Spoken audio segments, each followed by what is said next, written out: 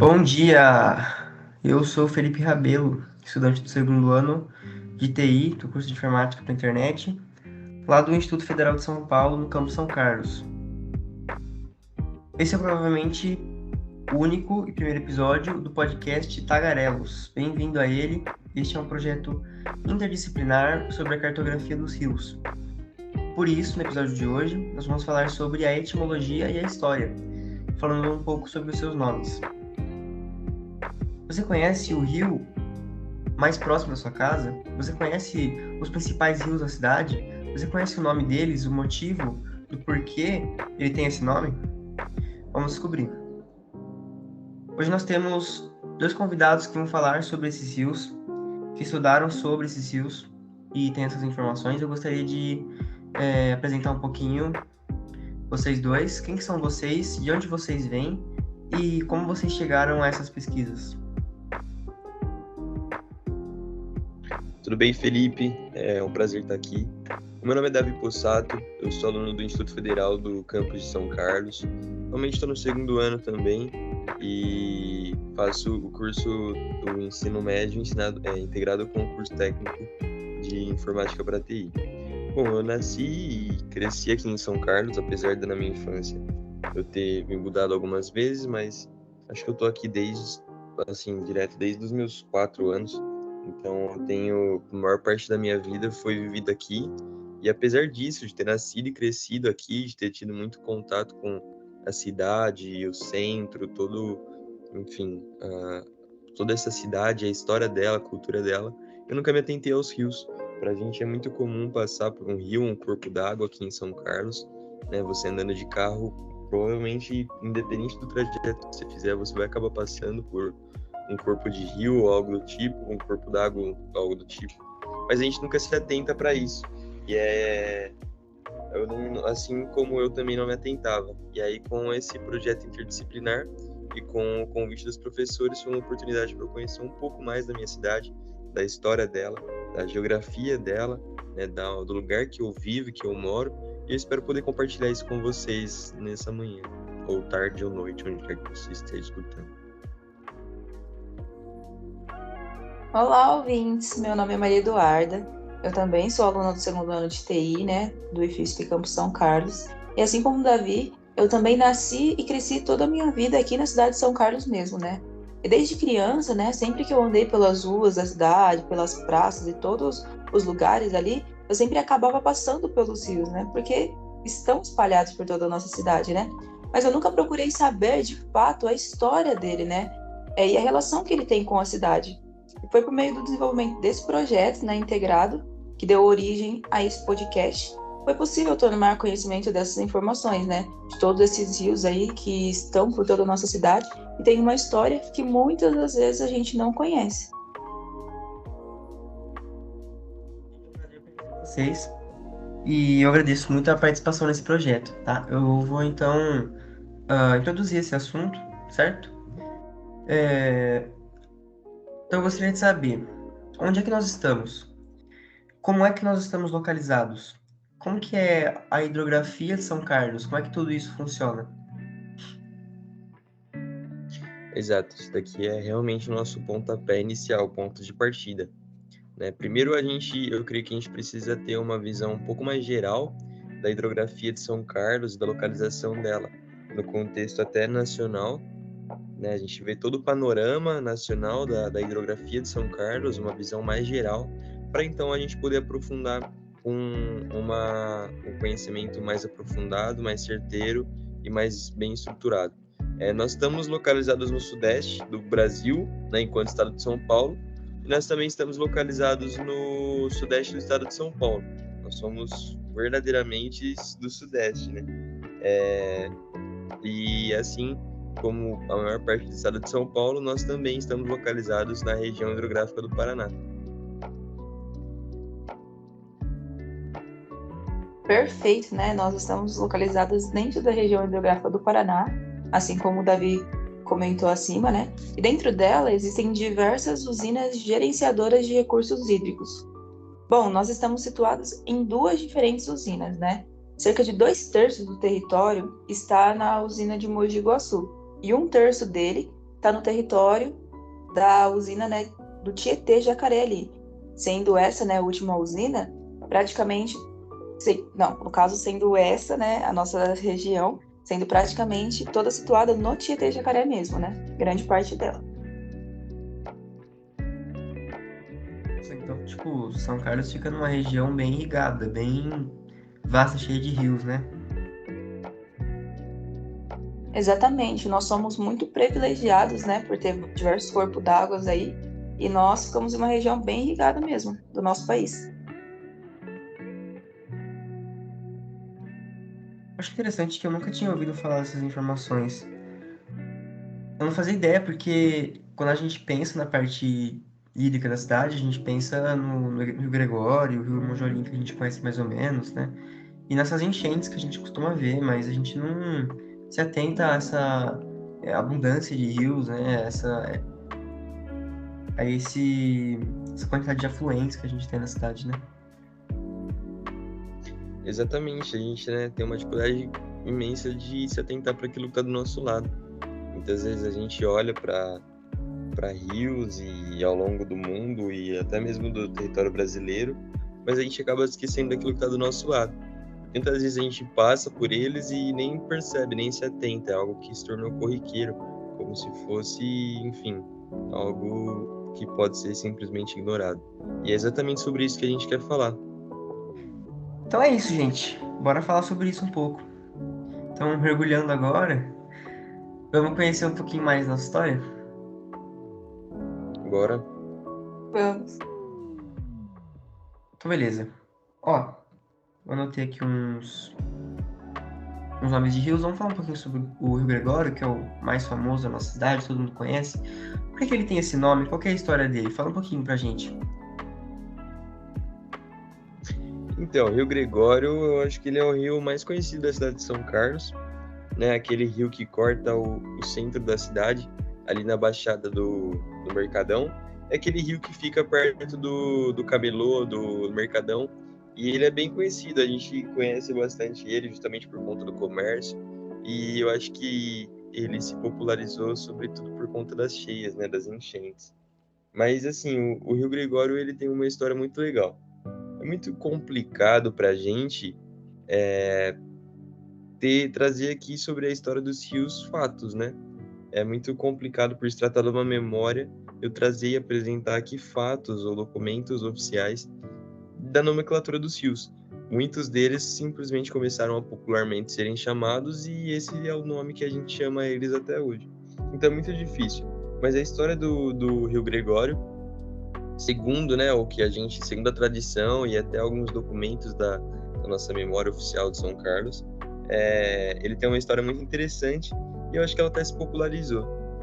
O Rio Gregório, ele antes dele ter esse nome, ele era chamado de Águas de Servidão, que eu não sabia também, eu aprendi durante esse trabalho, era uma informação que eu não sabia, para mim que ele era Gregório desde sempre, né? A gente não imaginava o que era antes disso, mas ele chamava Águas de Servidão. E aí, enquanto São Carlos estava sendo construída, enfim, enquanto ela estava se expandindo enquanto cidade, na verdade, enquanto ela ainda era um território de sesmarias, nas terras de um dos sesmeiros, que eu não me recordo o nome, havia um poceiro que estava em tese invadindo essas terras.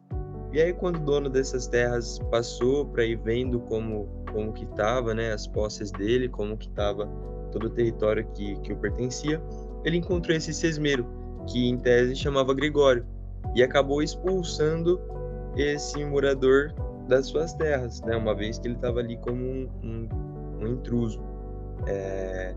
E justamente por isso o rio foi batizado, cresce, né, que o rio foi batizado com o nome desse poceiro que foi expulso, como Gregório, o córrego do Gregório, e, enfim, até acabou se popularizando uma historinha de que numa dessas enchentes, o Rio Gregório, ele derrubou a estátua do Jesuíno de Arruda, e aí falaram, né, que era o Jesuíno de Arruda que havia expulsado. O Gregório voltou. Então, o Gregório se vingou do Jesuíno, que o Jesuíno tinha expulsado ele, mas segundo o que consta, né, os documentos que a gente tem da nossa memória oficial aqui, Se eu não me engano, tem um documento de um advogado do século XVII que trata sobre esse assunto, e o Sesmero, né, o dono das terras, cujas quais o Gregório estava, em tese, invadindo, não era Jesuíno de Arruda, era um outro nome importante da nossa cidade, mas eu me recordo que não era Jesuíno. Fake news, essa historinha. O Gregório não se vingou, apesar de ser uma baita de uma história para se contar, né? Interessante demais. Vamos ver aqui. Fala sobre o Monjolinho? Vamos lá, né? Bom, Monjolinho. Ele é muito conhecido por todos nós, né? Assim como o Gregório, ele é um rio bem famosinho na cidade. E eu acho que todos aqui conhecem a fazenda do Monjolinho, né? Ou já ouviram falar sobre ela. Também ele é muito conhecido pela usina que ele tem. E é um rio, teoricamente, bem conhecido, assim como eu disse, né? Mas a história dele vai muito mais a fundo que isso. Bom, ele corta a nossa cidade ali de leste a oeste. E ele tem, né, o desaguamento dele ali no Jacareguaçu. Jacareguaçu que a gente vai ver já já. Exatamente, né? Bom, mas você sabe por que o Monjolinho tem esse nome? Vamos falar um pouquinho sobre isso, né? Bom, esse é um termo diminutivo de monjolo, que basicamente era uma máquina movida a água. E ela era muito usada antigamente, no século XVIII, para moer grãos secos, né? E ela era bem importante, porque ela supria a mão de obra escrava. E também ela fazia muito barulho. E esse barulho ajudava a espantar os animais que vinham invadir as plantações ali da época, né? A palavra monjolo, né? A gente acredita que ela vem do sânscrito, musala, que basicamente significa pilão de descascar arroz. Outra ideia também, né? É que ela pode ter vindo de algum idioma indígena. Mas essa ideia, ela é combatida, né? Por um historiador, né, que também é pesquisador e pai do Chico, né, é o Sérgio Buarque. E ele acredita que os povos originários não conheciam essa ferramenta.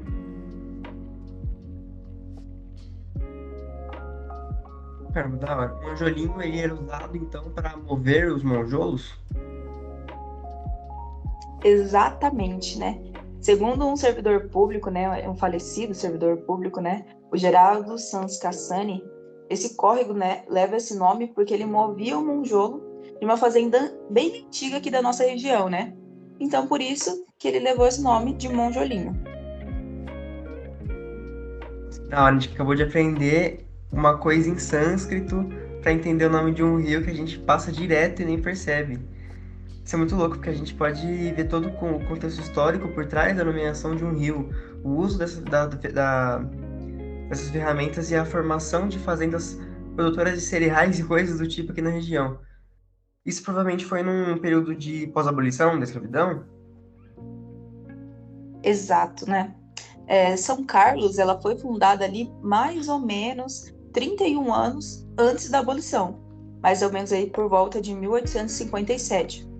Mas, né, nós acreditamos que toda essa história se deu depois de 1888, né? Bom, a gente ainda não consegue afirmar, né, com toda certeza quando foi, né?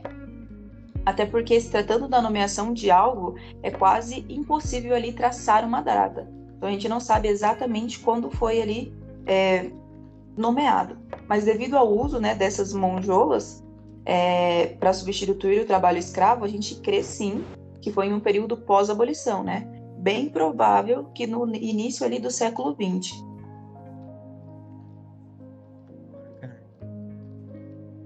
Quando você comentou que o córrego do Monjolinho deságua no rio Jacareguaçu. Que rio que é esse? Eu nunca ouvi falar dele. Ah, sim, promessa é a dívida, né? Então vamos falar um pouquinho sobre o Jacareguaçu.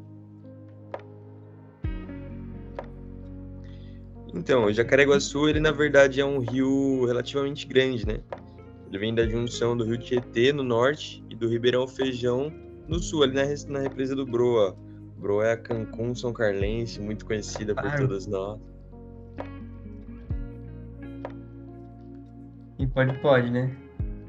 Então, esse rio, ele é fluente do norte do Rio Tietê e ele nasce a partir da junção de outros dois rios, que é o Ribeirão Feijão e o Rio do Lobo, na parte inferior do Broa, como eu disse, né? O Broa, o outro nome dele, o nome formal, é Represa do Lobo, porque é a represa do Rio Lobo.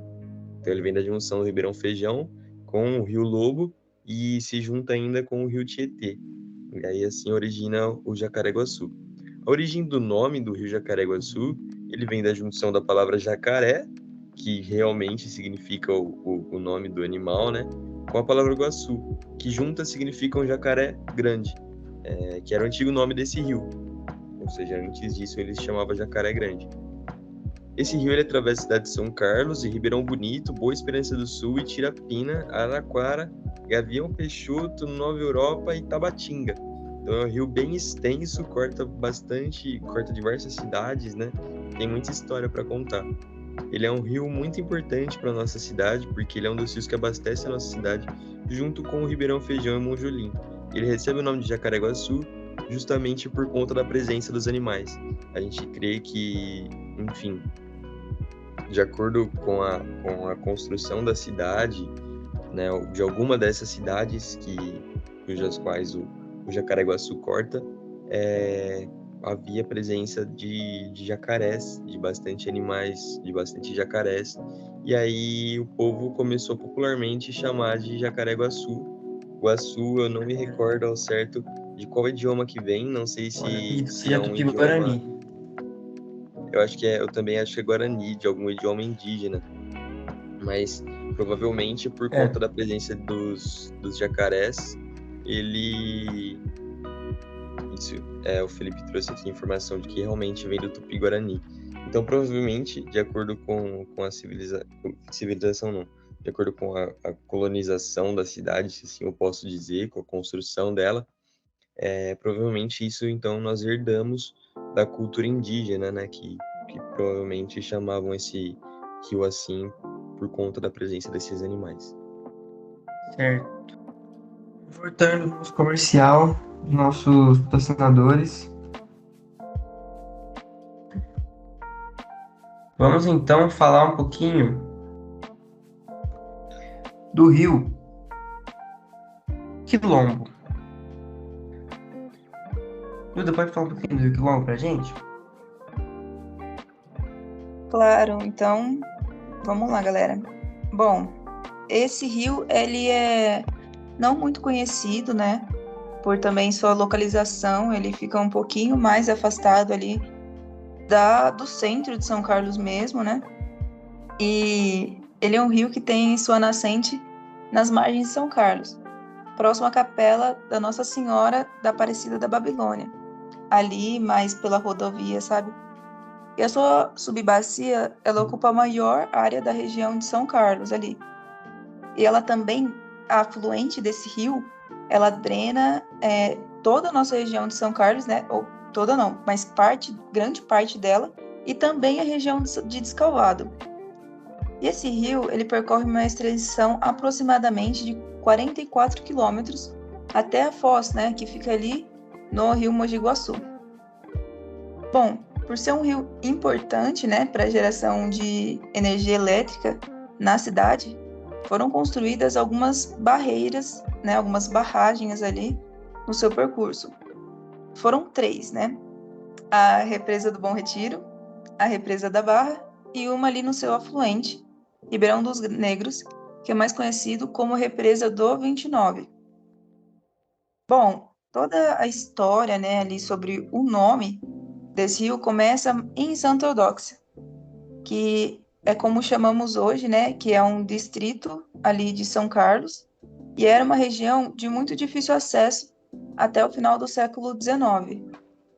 E foi por aí que começa o Rio Quilombo a tomar, né, ser conhecido. Bom, tanto pela localização, né, por ser no sertão paulista ali, que é muito difícil esse acesso. Bom, o primeiro sinal de ocupação, né, dessa região foi as margens do córrego Itararé, que é onde um povo se formou.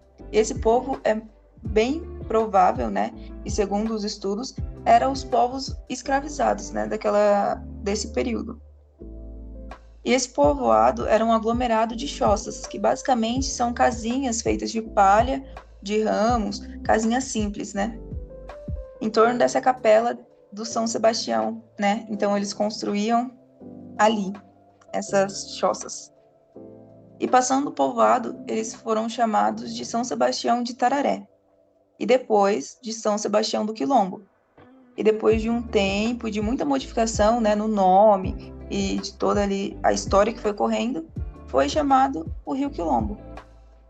E essa palavra, né, quilombo, origina-se do termo quilombo com K, que é presente no idioma dos povos banto, que são originários da Angola, e significa local de pouso ou de acampamento. E bom, existe um livro que chama Diário de uma Viagem Fluvial do Tietê ao Amazonas. E tem um relato de Hércules Florence, e ele fala basicamente: passamos pela embocada do rio Quilombo e pouco abaixo pela ilha e cachoeira do mesmo nome. Ali se haviam antigamente refugiados muitos negros, pois Quilombo é palavra que designa asilo, onde eles se reúnem nas matas. Foram descobertos por negociantes que chegavam a Porto Feliz. Armaram, por espíritos de ganância, uma expedição com a qual atacaram aqueles infelizes, aprisionando mais de 120. Bom, vemos que nesse relato, o nome Rio Quilombo, ele tem esse nome por conta do povo que estava ali presente, que era o povo negro escravizado. E principalmente pela época, né, eles se encontravam ali e faziam as suas casas próximo àquele rio. Então, o nome dele tem muito dessa história, muito da guerra desse povo, né? E Por isso a escravidão, né, nessa época. exatamente. Um pouco antes também. Então, esse rio ganha esse nome, Rio Quilombo, por conta mesmo da galera ali, né, o povo negro escravizado, que faziam suas casas em volta dele mesmo, né? E eu acho muito legal isso, porque se a gente analisar, cara, a gente teve que pesquisar sobre sânscrito, aprender palavras em sânscrito. A gente teve que aprender palavras em banto e o contexto histórico, a profundidade histórica que o nome dos rios da nossa cidade trazem é algo que eu acho muito legal. Puxa vida, a gente aprendeu um tanto de coisa que a gente nem sabia aqui. A maioria das pessoas que está ouvindo isso, eu creio que não sabiam de tudo isso. E é algo que está no nosso dia a dia, no nosso cotidiano, na nossa cidade, na nossa história. E olha o tanto de coisa que a gente aprendeu. Analisando o contexto histórico, a gente viu contexto abolicionista, escravidão, a gente viu contexto de cismaria e ocupação de terra, vimos invasão de terra, vimos palavras do Tupi-Guarani, a herança indígena que a gente tem. Enfim, a gente consegue observar um leque de coisas e do panorama histórico que isso traz, que eu acho fenomenal. Cara, o que isso agrega na vida de uma pessoa assim, são muitos conhecimentos, né? Uma pessoa consegue entender muito sobre a própria cidade, né? É uma pena que a gente tenha tantos problemas, a gente tenha tanta ignorância com relação ao próprio rio, tanto desprezo, né? Até desprezo que começa a surgir, né? Pelas próprias pessoas, né? Que moram perto desses rios. Então é algo bem complicado.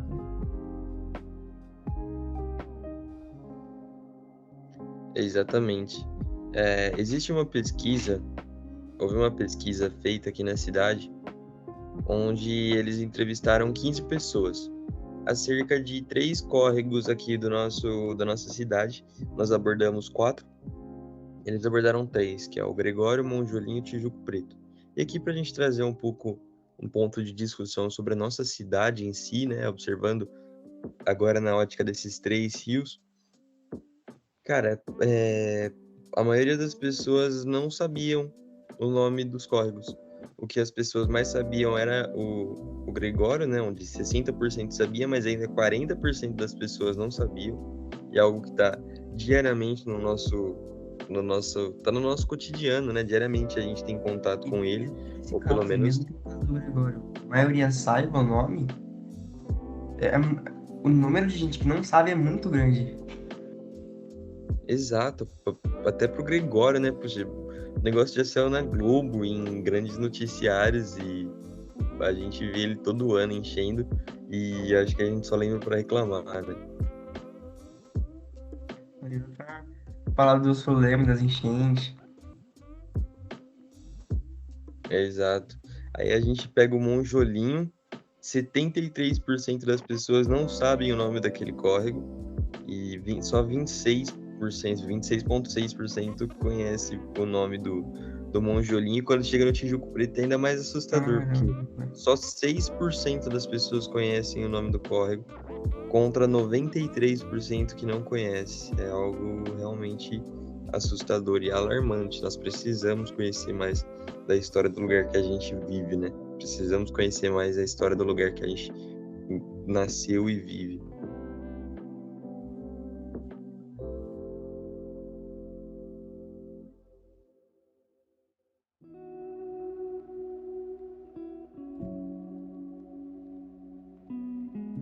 Pesquisa aqui que vocês trouxeram.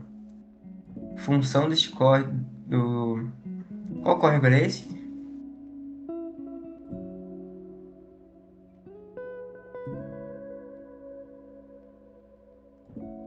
Só uma...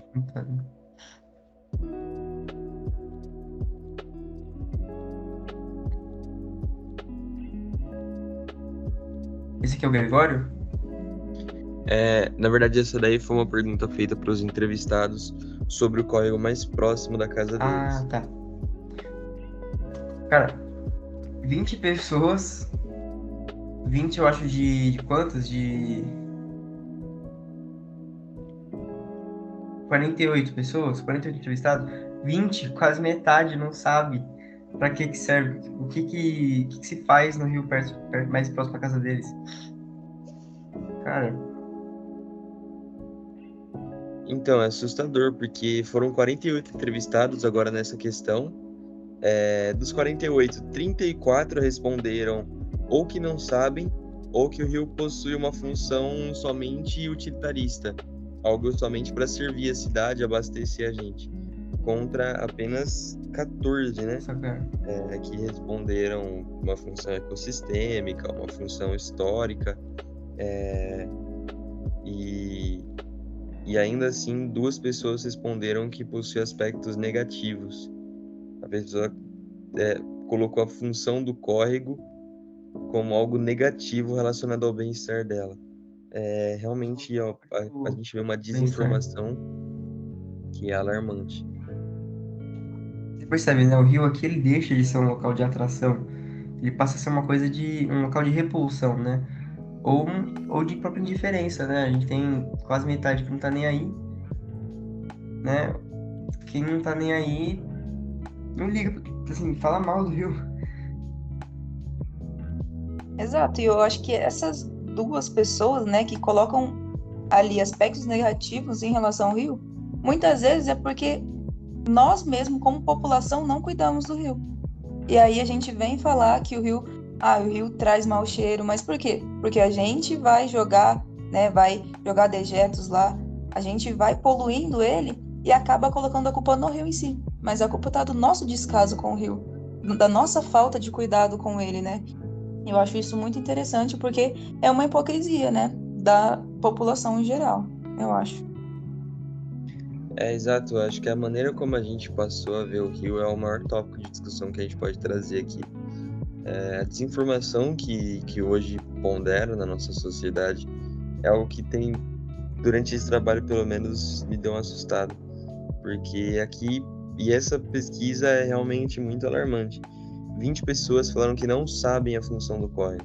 Então a gente vê as sociedades antigas, o maior exemplo que a gente tem é a sociedade egípcia e a babilônica, que foram, a maioria das civilizações que a gente conhece antigas foram construídas nas margens de rios. O rio era sinônimo de vida, né? Era sinônimo de vida. E a própria cidade de São Carlos, se a gente analisar a construção dela, e hoje isso gera até um problema, né, pra gente, por conta do comércio, mas ela foi construída nas margens do rio, ela foi construída na beira do rio, justamente por isso, porque o rio era um lugar de vida que trazia, enfim, inúmeras possibilidades, né? Não somente utilitaristas, mas o rio era sinônimo de vida, ele era algo que era observado, que era admirado, que era respeitado, né? E a gente gostava de também usufruir daquilo que ele podia trazer para a gente e usufruir desse corpo d'água em si. Mas hoje, a maioria das pessoas, praticamente metade dos entrevistados, falou que não sabe para que o rio serve. E outras 2 pessoas falaram que o rio é algo ruim, que o rio a função dele é um aspecto negativo, relacionado ao bem-estar da população, o que é completamente inconcebível, né? Você tomar um rio, um córrego como algo ruim para o bem-estar da sociedade, eu não vejo isso com outro olho, a não ser de uma desinformação geral a respeito da nossa sociedade, da população em si, que não conhece a história da cidade e não conhece a história dos rios e não conhece até mesmo no aspecto geral, né, a importância de tudo isso, não só para São Carlos, mas para o mundo todo em si. Isso revela uma mudança de visão, né? Porque antes é como se o rio fizesse parte ali do ecossistema, como se o rio fizesse parte da própria sociedade. Aí depois começa a virar como que um lugar onde tem recursos para poder extrair, né? Ou um lugar onde só atrapalha, porque ele só ocupa espaço. Eu preciso daquele espaço para construir usina, para construir casa, para construir não sei o quê, e fica nessa ganância de dinheiro, nesse acúmulo, né? A gente esquece mesmo do próprio ecossistema, né? A pergunta aqui muito importante seria para a gente se fazer seria quando é que o rio deixou de ser parte do nosso ecossistema e passou a ser algo indiferente, algo que a gente não se importa.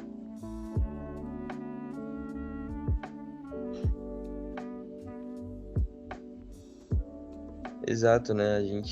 Essa mudança de visão que a gente teve foi o principal tópico, foi o que mais me fez pensar durante o trabalho, que o rio deixou de ser realmente essa fonte de vida que se encontrava nas antigas civilizações e não é algo que é somente que se retém nas civilizações antigas.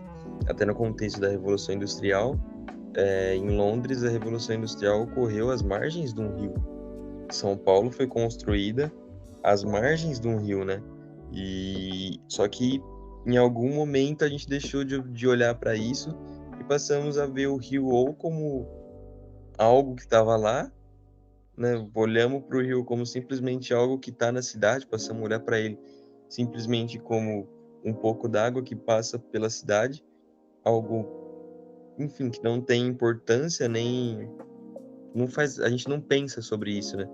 A maioria das pessoas acho que nem sequer pensa sobre isso. E isso traz essa visão rasa que a gente vê aqui nessa pesquisa. A maioria das pessoas não sabe para que serve o rio. Algumas pessoas veem ele como maneira negativa, né? Mas isso eu vejo particularmente como consequência de tudo isso. E 14 pessoas enxergam ele como função utilitarista. E eu acho que isso também revela muito para a gente.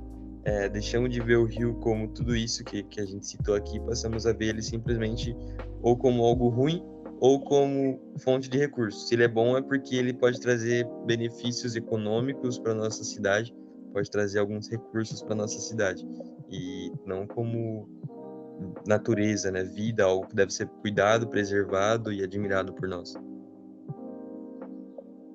Depois que a gente chega, né, nesses grandes problemas, nessas grandes crises de aquecimento global, das grandes emissões, né, de gases poluentes, porque a gente não está ligando para se isso é importante para preservar a vida ou não. A gente não está ligando para a preservação das espécies, a gente está ligando para a preservação da nossa própria espécie, né? A gente só quer saber de consumir, porque não, eu posso usar isso para produzir mais, que eu posso usar isso. E o pior, o que mais me incomoda é que isso não é usado para a própria manutenção da nossa espécie. A gente não usa o rio para isso, a gente está usando o rio para dinheiro, a gente está usando o rio para conforto de alguns em detrimento de outros. Então isso é uma lógica que não se adequa, não faz sentido na nossa sociedade mais.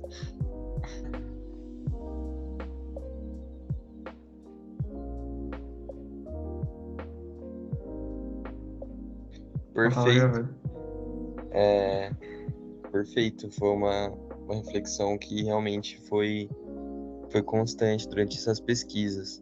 A gente fez essa pesquisa baseada num livro, né, num capítulo de um livro do Krenak, e algo que o professor de Química falou, e foi uma reflexão que ele trouxe a respeito disso, é que tem uma passagem que fala que é mais fácil ver o fim do mundo do que o fim do capitalismo. A gente olha para os rios ou como algo que simplesmente está ali, que não é merecedor de ser observado ou preservado, como, sei lá, se fosse qualquer coisa, uma calçada que a gente tem, ou uma rua, um asfalto, é algo que não é, que a gente não pensa sobre, ou algo que simplesmente pode trazer um pouco mais de dinheiro para a gente. E então pode ser completamente explorado e devastado, desde que traga dinheiro. Exato. Tem uma pesquisa também, dentro dessas, que complementa essa pesquisa também, que foi feita com 48 pessoas, que fala basicamente como nós percebemos esses rios, né? Esses córregos que permaneiam toda a cidade. 26 dessas pessoas têm um sentimento de abandono ou sentimento de que ele traz incômodo. Então, reafirma ainda mais a nossa hipocrisia, né? De colocar a culpa no rio, que muitas vezes é nós que estamos, né, poluindo ali ele e fazendo ele, né, se tornar algo que ele não é. 10 dessas pessoas, né, têm um sentimento de importância, né, para o local. Ainda há pessoas que entendem que o rio é importante, é super importante, né? Afinal, ele traz toda uma história, ele é super importante para o nosso ecossistema e para toda a nossa cidade em si, né? Bom, aí vem toda, né, uma galera aí, que 2 dessas pessoas falam que o rio deveria ser fechado de alguma forma para elas. O rio deveria ser fechado. Como fazer isso? Né, através de construções, através de, né, moldar o rio mesmo, né, a nosso favor. 3 pessoas acham que deveria melhorar para evitar doenças e enchentes, né, que também entra naquela coisa do que a gente está fazendo pelos rios, né, que estão próximos de nós. Uma pessoa simplesmente indiferente acha que o rio só é indiferente, acho que não tem opinião formada ali, né? 5 dessas pessoas falam que o rio nunca é observado. Ela nunca observou o rio. E como não se Perceber, observa um rio, né? Exatamente. Como que não se observa um rio que está na sua frente? Como nunca houve o interesse, né, de nós, como população, conhecer o rio ali, conhecer a história dele minimamente, né? E uma pessoa fala que o rio não é bem feito. E como, né, o rio é bem feito ou mal feito? Fica aí o questionamento para nós. Essas 6 pessoas que classificaram a percepção do córrego delas como indiferente, como nunca observado, eu acho que foi exatamente assim que começou tudo isso. Essa visão errada que a gente tem, e essa visão até contraditória que a gente tem a respeito dos rios, começou como, ao meu ver, começou com uma indiferença, né? A gente deixou de observar ele, deixamos de olhar para aquilo que ele verdadeiramente representa e a importância que ele realmente tem, deixamos de percebê-los, e perceber, né? E assim, isso enquanto população são carlense, ou até mesmo, não sei até onde esse podcast vai chegar, mas se você mora em alguma cidade que também possui córregos, a população da sua cidade, a população brasileira, nós deixamos de observar tudo isso, de observar esses córregos e a importância dele, e então começou a se construir ideias erradas. E aí então veio a função utilitarista, veio a raiva ou a ira ou sentimentos negativos a respeito desses corpos d'água. Mas eu creio que tudo isso começou com simplesmente a falta do pensamento crítico a respeito desses corpos d'água, né? Dessas extensões da natureza que a gente tem, tangíveis e palpáveis, a gente tem o privilégio de tê-los, né, tangíveis aqui na nossa cidade. e simplesmente deixamos de observá-los, deixamos de olhar para eles e então começamos a construir ideias baseados num egocentrismo nosso. A gente chega aqui no principal objetivo desse projeto, né? Então, focar a atenção das pessoas a esses rios, né? Conhecer esses rios. O próprio projeto que a gente fez. Então, ele tem esse objetivo, né? A gente precisa prestar essa atenção, a gente precisa ter esse olhar crítico para as coisas que estão acontecendo.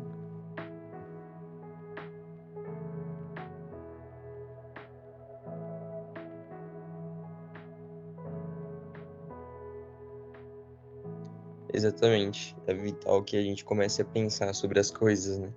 A gente, infelizmente, vive numa sociedade que não tem pensado tanto sobre as coisas. Eu acho que isso é essencial para nós hoje. A gente vive nessa frenesi, nessa correria tão grande, cheio de prazos, metas e horários para cumprir, metas para bater, pessoas para impressionar, e a gente simplesmente deixou de pensar sobre aquilo que está no nosso cotidiano. O pensamento crítico ele tem sido praticamente erradicado, e é algo que não pode acontecer, porque com a desinformação e com a falta de pensamento vem a manipulação, né? E a gente vive, infelizmente, numa sociedade assim. Se você não pensa, você é levado por quem pensa, e talvez essa pessoa não tenha as intenções boas. Exato. E é muito incrível, porque esse podcast traz muito conhecimento. E o conhecimento, ele gera transformação, né? Gera mudanças. E é o que a gente está necessitando, é o que a gente precisa no momento. Mudança de pensamento e mudança de atitudes também, né? A fim de fazer com que os nossos rios sejam conhecidos e sejam mais cuidados, né? Tanto por nós, sociedade, quanto pela galera aí, os governantes, né? E todo o pessoal que lidera aí a cidade. Isso que a Duda puxou é algo que também eu acho legal a gente trazer. Além de simplesmente parar e pensar sobre os rios, o que a gente pode fazer para salvá-los?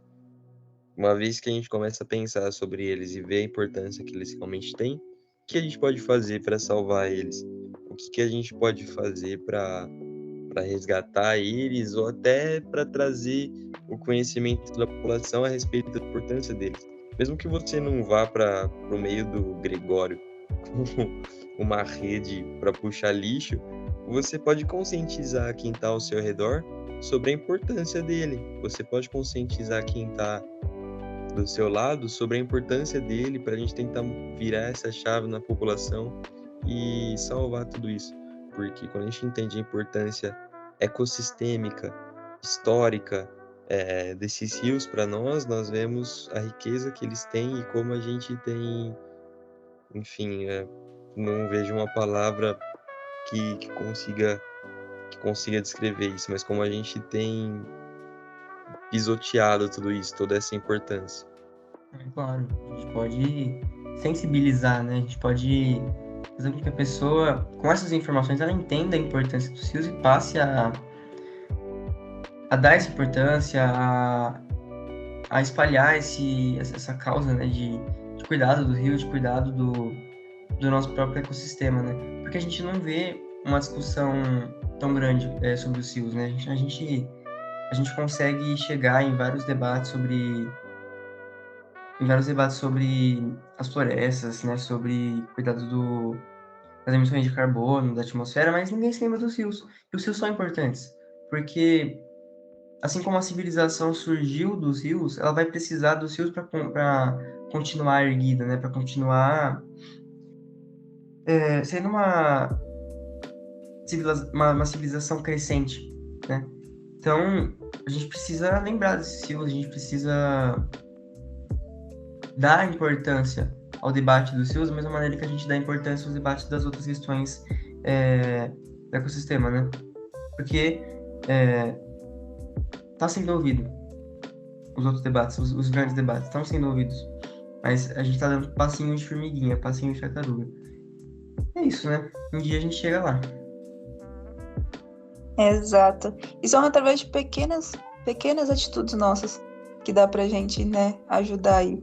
É comentando com um amigo, assim como o Davi falou, é falar sobre, é sobre fazer o descarte em um lugar certo, é dar voz mesmo, olhar para o rio, coisa que a gente não tá fazendo.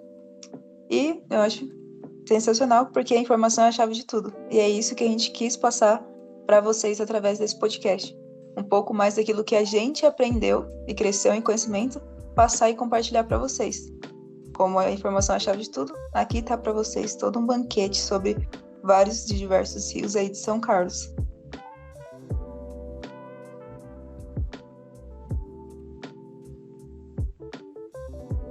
É isso, meus amigos.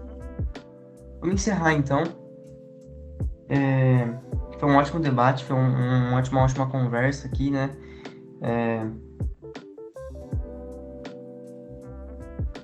Esse trazer de informações aí foi muito bom. Muito obrigado. Agradeço vocês de novo pela presença. Agradeço ao Ian que está gravando. Agradeço a todos os participantes do nosso grupo, a professora Viviane, o professor André e todos os professores que estão participando do nosso projeto. E é isso, gente. Muito obrigado. Falou! Espero que vocês tenham gostado e entendido um pouco mais sobre a nossa cidade e sobre a importância de tudo isso. É isso, gente. Muito obrigado. Foi um prazer ficar aqui com vocês durante esse tempo.